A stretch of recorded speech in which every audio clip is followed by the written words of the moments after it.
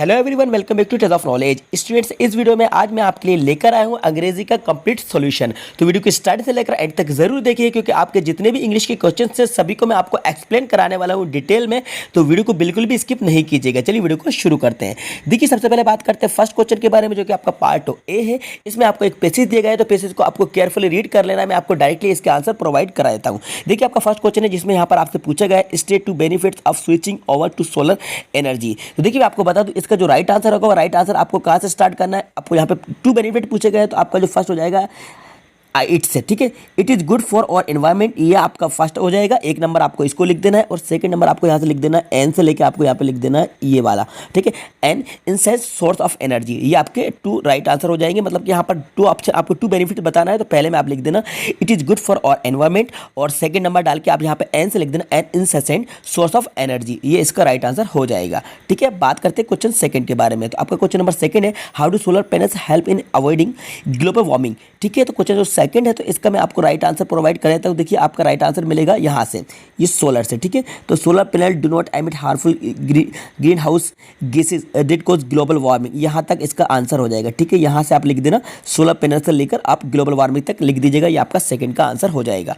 जान लेते हैं क्वेश्चन नंबर थर्ड के बारे में। तो क्वेश्चन नंबर थर्ड है, तो क्वेश्चन नंबर थर्ड का आपका आंसर है, देखो, why is using solar energy a better option, ठीक है। तो इसका आंसर आपको यहाँ पे मिल जाएगा, ये आप यहाँ पे देख सकते हैं, इट इज बेटर, है ना। It is a better option as it helps. तो यहाँ से आपको मैं क्लियर कर दूं, यहाँ से इट से शुरू कर देना, तो इट से लेकर आप यहाँ पर बिल्स तक लिख देंगे, ठीक है। तो यहाँ से पूरा आपका ये आंसर हो जाएगा यहाँ तक, ठीक है। It is a better option as it helps us to reduce और इलेक्ट्रिसिटी बिल्स तक आप लिख दीजिएगा, ये इसका राइट आंसर होगा, ठीक है। क्वेश्चन नंबर कौन सा था, ये थर्ड था। चलिए अब जान लेते हैं क्वेश्चन नंबर फोर के बारे में। देखिए, क्वेश्चन नंबर फोर है अनदर वर्ड ऑफ इंसेंट इज। तो इंसेंट का अनदर वर्ड पूछा है, यहाँ पर ऑप्शन आपको दिए, तो इसका राइट आंसर होगा अनएंडिंग, ठीक है। इसका राइट आंसर है। क्वेश्चन फाइव है, तो क्वेश्चन फाइव में रिड्यूस की यहाँ पे पूछा noun form of reduce, reduce की नाउन फॉर्म पूछेगी। तो देखिए, ऑप्शन यहाँ पे नीचे दिए गए हैं, तो रिड्यूस की नाउन फॉर्म होती है रिडक्शन, ठीक है। रिडक्शन ये नाउन फॉर्म होती है, तो बी इसका करेक्ट आंसर है। आ जाते हैं हम सेकंड क्वेश्चन में। तो क्वेश्चन नंबर सेकंड है, यहाँ पर एक पोएम दी गई है, तो पोएम का रीड कर लेना आपको। मैं अभी रीड करके नहीं बता रहा, क्योंकि वीडियो बहुत ज़्यादा लेंदी हो जाएगी, क्योंकि अभी ग्रामर को आपको एक्सप्लेन कराऊंगा, इसलिए वीडियो ज़्यादा लंबी ना हो, इसलिए मैं आपको थोड़ा शॉर्ट करके अभी स्टार्टिंग में लेकर चल रहा हूँ। क्वेश्चन आपका फर्स्ट है what is the freedom according to the poet, ठीक है। तो आपका क्वेश्चन नंबर जो फर्स्ट है ना, what is the freedom according to the poet, तो इसका राइट आंसर आपको नोट कर लेना। आप नोटबुक यूज़ कर लीजिए, पेन ले लीजिए, मैं आपको यहाँ पर आंसर बता ले लूँ। तो इसका आंसर होगा यहाँ से अकॉर्डिंग टू द पोएट, यहाँ से आपका आंसर स्टार्ट होगा, है ना, अकॉर्डिंग टू द पोएट। इसके बाद आपको लिख देना है freedom means people should be fearless, knowledgeable, trustful, national, hard working, ठीक है। ये इसका राइट आंसर होगा। तो आप इसको नोट कर सकते हैं, या फिर स्क्रीनशॉट लेना चाहें तो स्क्रीनशॉट ले सकते हैं। चलिए आगे बढ़ते हैं क्वेश्चन नंबर बी की तरफ। तो क्वेश्चन नंबर बी है, यहाँ पर पूछा गया है what thing should be remember, ठीक है। What thing should be remember, तो देखिए आपको आंसर इसका मिल जाएगा, ये आप यहाँ पे देख सकते हैं एज लॉन्ग, यहाँ पे as long as you have inside the others also have a right, ठीक है। इसके बाद सो रिमेंबर दैट इट्स, तो यहाँ से आप ये आंसर लिख लेंगे। मैं यहाँ पर टिक करके आपको बता देता हूँ, ये एज लॉन्ग एज से आप लिख लेंगे, ये इसका राइट आंसर हो जाएगा, ठीक है। अब आगे बढ़ते हैं क्वेश्चन नंबर हम सी की तरफ, ठीक है। क्वेश्चन जो सी है, इसमें पूछा है the synonyms of the word innocent. Innocent का सिनोनिम पूछा है, तो इनोसेंट का सिनोनिम होता है सिंफुल, ठीक है, पापी। इनोसेंट मतलब होता है निर्दोष, नादान। सिंफुल मतलब पापी, ये इसका राइट आंसर होगा सेकंड नंबर, ठीक है। डी, डी में आपसे पूछा गया वर्ड फ्रीडम। फ्रीडम क्या है, फ्रीडम तो भाई नाउन है, तो यहाँ पे आपको नाउन पे टिक कर देना है। E, which of the following words of the poem means take away from, तो इसका राइट आंसर होगा चीट, ठीक है। चीट इसका राइट आंसर है, ठीक है। इसके बाद हम आ जाते हैं आगे इन क्वेश्चन पे, जो कि थोड़े डिटेल में आपसे पूछे गए हैं, तो ये इजीली तरीके से आपको मिल जाएंगे। ऑलरेडी मैं अपलोड कर चुका हूँ कोविड-19 के ऊपर, मैं एक सेपरेट वीडियो बना चुका हूँ, तो आप हमारे वीडियो को देख सकते हैं, चैनल पर विजिट करेंगे तो आपको सारी चीज़ें मिल जाएंगी। इसके बाद एप्लीकेशन से लेटर है, ये इजीली तरीके से आप खुद लिख सकते हैं, इसलिए वीडियो लेंदी ना हो, मैं इनको यहीं स्किप करता हूँ, तो आप ये खुद लिख लीजिएगा, ठीक है। अब आ जाते हैं पार्ट बी। अब पार्ट बी आपके लिए बहुत ज़्यादा समझना जरूरी है, क्योंकि यहाँ पर ग्रामर है, और देखिए इस साल आपकी इंग्लिश बुक चेंज हो गई, इसलिए ग्रामर को समझना बहुत ज़्यादा इंपॉर्टेंट है। अभी मैं आपको यहाँ पर शॉर्ट में एक्सप्लेन करा दूंगा, लेकिन डिटेल में देखने के लिए हमारे चैनल को सब्सक्राइब कर लीजिए, जिससे कि आपको इंग्लिश के सारे टॉपिक्स यहाँ पर आपको हमारे इस चैनल पर देखने को मिलेंगे। चलिए बात करते हैं क्वेश्चन 5। देखिए पहला वाला क्वेश्चन है यहाँ पर we are united no one can harm us, ठीक है। तो यहाँ पर आपको दिया as long as soon as, तो इसका जो राइट आंसर होगा वो होगा एज लॉन्ग एज, जिसका मतलब होता है जब तक हम यूनाइटेड है कोई भी हमें नुकसान नहीं पहुंचा सकता है, ठीक है। एज लॉन्ग एज आएगा। I send a precious gift my mother, तो इसका आएगा टू माय मदर, तो टू लगा देना सेकंड, ठीक है। और इसका जो थर्ड है, थर्ड में आएगा नो आर्टिकल। जी हाँ, नो आर्टिकल मतलब कि आयरन के पहले कोई आर्टिकल नहीं लगता, नो आर्टिकल आएगा। The employees will be fired, तो क्वेश्चन नंबर 4 है, तो 4 का जो होगा अनलेस, जी अनलेस राइट आंसर होगा। The employees will be fired मतलब एम्प्लॉइज को नौकरी से निकाल दिया जाएगा, they work properly unless they work properly, जब तक वे अपना काम सही से नहीं करते हैं तो उनको नौकरी से निकाल दिया जाएगा। ठीक है, बात करते हैं क्वेश्चन 5 के बारे में। तो क्वेश्चन नंबर 5 है you have to wait the signal is green. तो इसका जो राइट आंसर होगा वो होगा until. You have to wait, आपको इंतजार करना पड़ता है until the signal is green, जब तक कि सिग्नल ग्रीन ना हो जाए तब तक आपको वेट करना होता है, अपनी गाड़ी को रोके रखना होता है। ठीक है, ये इसका राइट आंसर होगा। अब आगे बढ़ते हैं क्वेश्चन नंबर 6 की तरफ। क्वेश्चन नंबर 6 है, यहाँ पर चेंज द फॉलोइंग सेंटेंस कहा गया है। तो Mohan was carrying a heavy bag, change into past indefinite tense. तो पास्ट इंडेफिनिट टेंस में आपको चेंज करना है। तो देखिए मैं आपको बता दूं, ये सेंटेंस जो है पास्ट कंटिन्यूस में, मोहन वाज कैरिंग है, पास्ट कंटिन्यूस है, तो पास्ट इंडेफिनिट में चेंज करना है। तो आपको क्या यूज़ करना होगा, आपको लिखना होगा पहले मोहन, और कैरी की जो सेकंड फॉर्म होती है कैरिड हो जाएगी। जी हाँ, मोहन कैरिड अ हैवी बैग। ठीक है, अ हैवी, इसके बाद आपको BAG बैग लिख के फुल स्टॉप लगा देना है। ठीक है, पास्ट इंडेफिनेट में V2 का यूज़ किया जाता है, तो यहाँ पे कैरी लगा देना। ठीक है, वाद हट जाएगा और ING हट जाएगा, तो मोहन कैरिड अ हैवी बैग, ये इसका बन जाएगा। ठीक है, तो इसका राइट आंसर सिर्फ हमने पास्ट इंडेफिनेट में चेंज कर दिया। ठीक है, बात करते हैं question second. The soldiers saluted their commander. ठीक है, आपको करना क्या है, नीचे दिया है इंटरोगेटिव बनाना है। इंटरोगेटिव बनाना, पहले देखिए सैल्यूटेड लिखा हुआ है, मतलब ये भी पास्ट का है, V2 का यूज़ हो रहा है, तो यहाँ पर देख सकते हैं। तो पास्ट का इंटरोगेटिव बनाने के लिए हेल्पिंग वर्ब पहले हमें डिड का यूज़ करना होता है, स्टार्टिंग में लगा दीजिए डिड, इसके बाद सब्जेक्ट आएगा द सोल्जर्स। ठीक है, डिड द सोल्जर्स। ठीक है, इसके बाद इसकी वर्ब की फर्स्ट फॉर्म हो जाएगी सैल्यूट, अकेला हो जाएगा यहाँ पे ना, salute their, THEIR their commander, COMM। यहाँ पर स्पेलिंग आप ठीक लिख लीजिएगा। ठीक है, क्योंकि यहाँ पे क्लियर नहीं दिख रहा है, इसलिए कमांडर्स, और लास्ट में क्वेश्चन मार्क लगाना। क्वेश्चन मार्क लगाएंगे तो ही आपको नंबर मिलेंगे, अगर आप क्वेश्चन मार्क लगाना भूल जाएंगे तो आपको कुछ भी नंबर नहीं मिलेंगे। ठीक है, इसलिए क्वेश्चन मार्क तो आपको लगाना कंपलसरी है, तो क्वेश्चन मार्क आप बिल्कुल याद से लगा दीजिएगा। ठीक है, चलिए अब ये हमारा हो गया क्वेश्चन। ठीक है, अब आगे बढ़ते हैं। क्वेश्चन हमारा सेकंड था। ठीक है, थोड़ा सा डिस्टर्ब हो गया था, लेकिन आई थिंक आपने देख लिया होगा, इसको सही आंसर मैंने आपको प्रोवाइड करा दिया है। ठीक है, एक बार फिर से मैं आपको बताया, तो अगर आप इसको नहीं देख पाए तो देखिए इसका जो राइट आंसर होगा did the soldiers salute their commanders, last में क्वेश्चन मार्क। ठीक है, ये बन जाएगा इंटरोगेटिव। क्वेश्चन सेकंड है हमारा, नेक्स्ट क्वेश्चन है क्वेश्चन नंबर जो थर्ड है, he cut his nails last evening, change into negative.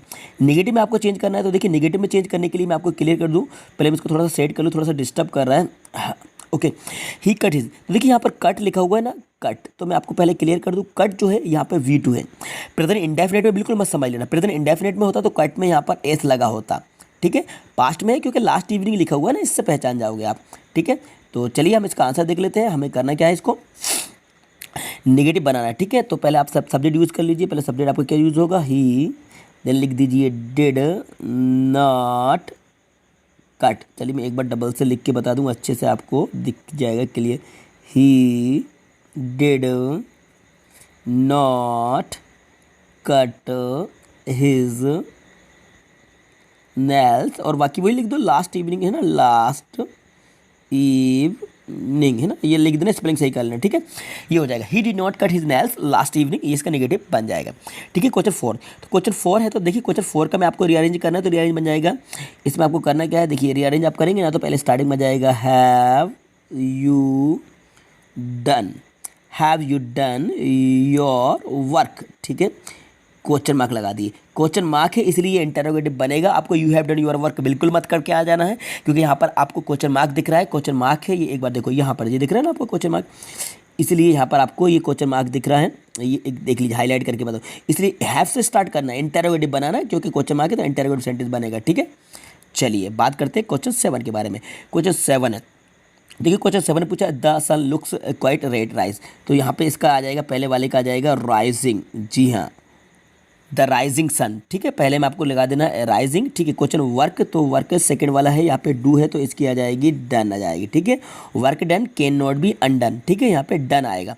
Having, देखिए हैविंग, जब भी सेंटेंस में हैविंग आता है तो हैविंग के साथ V3 का यूज़ किया जाता है। ठीक है, कुछ यूट्यूबर्स आपको रॉन्ग बता रहे हैं, तो लेकिन किसी की मैं बुराई करना नहीं चाहूँगा, क्योंकि मैंने 2-4 वीडियो को चेक किया हुआ है, तो सब अलग अलग तरह से आपको आंसर बता रहा है। लेकिन आपको पता होगा, क्योंकि हमारा जो ट्रस्टेड चैनल है स्पेशली इंग्लिश के लिए बनाया गया है, लेकिन अभी प्रेजेंट सिचुएशन में आपको सभी सब्जेक्ट के आंसर प्रोवाइड कराए जा रहे हैं, सभी सब्जेक्ट के ऊपर वीडियो बनाई जा रही है। तो हैविंग के साथ V3 का यूज़ किया जाता है, तो यहाँ पर V3 आएगा। हैविंग कंप्लीट है तो कंप्लीटेड आएगा, COMPLETED। COMPTED, कहीं कहीं हैविंग कंप्लीटिंग बताया जा रहा है, ING लगाकर बताया जा रहा है, तो स्टूडेंट वो बिल्कुल गलत बताया जा रहा है आपको। तो कंप्लीटिंग नहीं आएगा, हैविंग कंप्लीटेड आएगा, मतलब जिसका मतलब होता है ना कर, having completed the education, education को कंप्लीट करके, एजुकेशन को समाप्त करके। ठीक है, अगर आप डिटेल में ग्रामर वीडियो देखना चाहते हैं तो चैनल को जल्दी से सब्सक्राइब कर लीजिए, आपको इंग्लिश ग्रामर के बहुत सारे टॉपिक हमारे इस चैनल पर देखने को मिलेंगे। हैविंग कंप्लीटेड आएगा। ठीक है, चलिए बात करते हैं हम नेक्स्ट क्वेश्चन की तरफ। ठीक है, क्वेश्चन 8 पे आ जाते हैं। क्वेश्चन 8 है, fill in the blanks with right option. The sun seems, तो द सन सीम्स लिखा हुआ है तो यहाँ पर आएगा टू गो, क्योंकि यहाँ पर एक बार वर्ब यूज हो गई तो इसके बाद टू गो आएगा। ठीक है, the sun seems to go around the earth, to go आएगा। इसके बाद क्वेश्चन है, everyone attended the class Rohit, तो रोहित है तो यहाँ पर एक्सेप्ट, एक्सेप्ट ये वाला एक्सेप्ट आएगा। देखिए एक्सेप्ट पहले वाले में स्वीकार करना, दूसरा एक्सपेक्ट मतलब होता है आशा करना। ठीक है, और लेकिन जो हमारा राइट आंसर है ना एक्सपेक्ट, एक्सेप्ट ये वाला, इसका मतलब होता है इन एडिशन टू, या मतलब के अलावा या के अतिरिक्त। Everyone attend in the class, सभी ने क्लास अटेंड करी रोहित को छोड़कर, रोहित के अलावा, तो जो बीच वाला आएगा एक्सेप्ट। चलिए क्वेश्चन नंबर 3 को देख लेते हैं। क्वेश्चन नंबर 3 है, do not leave the room, you finish the assignment task. ठीक है, तो इसका राइट आंसर होगा अनटिल, मतलब कि जब तक अपने टास्क को फिनिश नहीं करते तब तक आप रूम नहीं छोड़ सकते। ठीक है, इसका आएगा अनटिल। अब आ जाते हैं हम क्वेश्चन नंबर 9 की तरफ। देखिए क्वेश्चन नंबर जो 9 है, तो क्वेश्चन नंबर 9 में पूछा गया है आपसे, he ask me have you finish reading the newspaper, change the following sentence into reported speech. तो रिपोर्टेड स्पीच में आपको चेंज करना है, तो देखिए मैं आपको बता दूं, यहाँ पर ही आस्क्ड लिखा हुआ है ना, ही आस्क्ड, तो इसमें करना क्या होता है, आपको ही आस्क्ड तो लिखना है और मी भी लिखना है। ही आस्क मी के बाद यहाँ पर इफ़ का यूज़ हो जाएगा, ही आस्क मी और ही आस्क मी, फिर आपको लगा देना इफ़, क्योंकि ये इंटेरोगेटिव है ना पहला वाला, इफ़ आएगा और यहाँ पर यू का बन जाएगा आई, देन आप इसको पास्ट परफेक्ट में लेके जाएंगे, I had finished reading newspaper, है ना, दाबी लग जाएगा पहले, रीडिंग द न्यूज़पेपर। ठीक है, तो एक बार मैं आपको क्लियर लिख के बता दूं अच्छे से, तो आपका राइट आंसर होगा he asked me if I had finished reading the newspaper. ठीक है, अभी इसको मैं ज़्यादा डिटेल में एक्सप्लेन नहीं करा, वीडियो बहुत ज़्यादा लेंदी हो जाएगा। कंप्लीट टॉपिक देखने के लिए हमारे चैनल को सब्सक्राइब कर लीजिए। क्वेश्चन सेकंड है, क्वेश्चन सेकंड है, she said to me where are we going this summer. तो शी सेड टू मी का यहाँ पर क्वेश्चन है अंदर भी, तो ये शी सेड टू मी का हो जाएगा शी आस्क्ड मी, वेयर को अपनी जगह पर लिखना, वेयर इसके बाद सब्जेक्ट आएगा, वेयर वी के साथ आएगा were, where we were going this summer का हो जाएगा दैट समर। जी हाँ, दिस समर का हो जाएगा दैट समर। तो शी सेड टू मी का हो जाएगा शी, इस सेड को हटाकर आप लिख दीजिएगा आस्क्ड। ठीक है, आस्केड भी नहीं पढ़ते, इसको आस्क्ड, ये के को थोड़ा साइलेंट कर लिया जाता है। शी आस्क्ड मी, इसके बाद आप लगा देना, मतलब मैं पूरा एक बार लिख कर ही आपको बता देता हूँ अच्छे से, ठीक है, जिससे आप कंफ्यूज ना हो। शी आस्क्ड मी, ठीक है, इतना निकला। इसके बाद आप लिखेंगे वेयर, अपनी जगह पर रहेगा वेयर, इसके बाद सब्जेक्ट आ जाएगा, क्या है सब्जेक्ट, यहाँ पे वी आएगा, और वी के साथ क्या आता है वर, वेयर वी वर।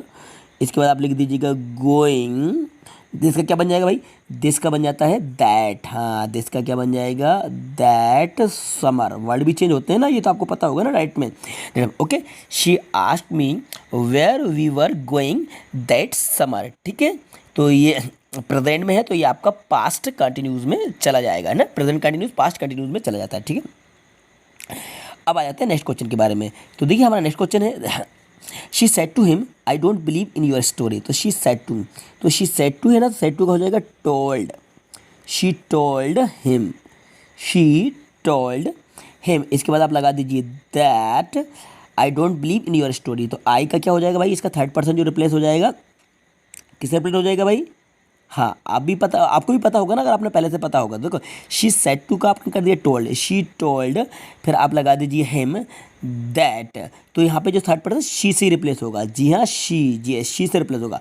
और डोंट का क्या हो जाएगा, डिड नॉट, डिडंट बोला जाएगा, शी डिडंट बिलीव, BELIEB, सही लिख लीजिएगा ना, बिलीव इन। अब योर का हो जाएगा हेज, ये भी चेंज हो जाएगा, हेज स्टोरी। ठीक है, ये है इसका राइट आंसर। ठीक है, एक बार मैं आपको यहाँ पर पढ़कर बता देता हूँ। देखिए she told him that she did not believe in his story, ये इसका राइट आंसर होगा। ठीक है, बहुत सारे स्टूडेंट्स शी डजंट बिलीव बता रहे हैं, बहुत सारे यूट्यूबर शी डजंट बिलीव बता रहे हैं, ऐसा नहीं होगा, इसको डिड नॉट बिलीव कर लेना है, जो इसका राइट आंसर माना जाएगा। ठीक है, चलिए अब देख लीजिए लास्ट क्वेश्चन के बारे में। क्वेश्चन नंबर हमारा 10 है, तो क्वेश्चन नंबर 10 को मैं आपको जल्दी से एक्सप्लेन कराता हूँ। देखिए जो पहला वाला है, तो इसको आपको मैच कर देना है फर्स्ट को स्ट्रेंज से, ये वाला इसका ये इस स्ट्रेंज से मैच हो जाएगा। ठीक है, इसके बाद अकम्प्लिश, अकम्प्लिश मतलब होता है इसका आपका फिनिश, अचीव। ठीक है, ये हो जाएगा।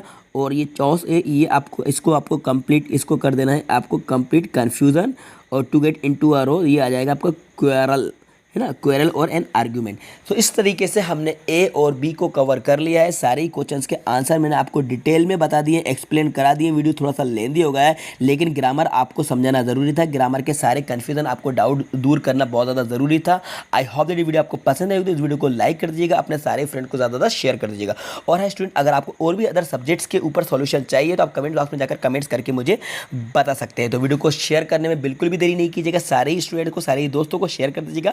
और हाँ, यदि चैनल पर नया है तो चैनल को सब्सक्राइब कर दीजिएगा, साथ में बेल आइकन को प्रेस कर दीजिएगा, जिससे कि आने वाली हमारी वीडियोज़ की नोटिफिकेशन सबसे पहले आपको टाइम पर मिलते रहेंगे। Thanks for watching.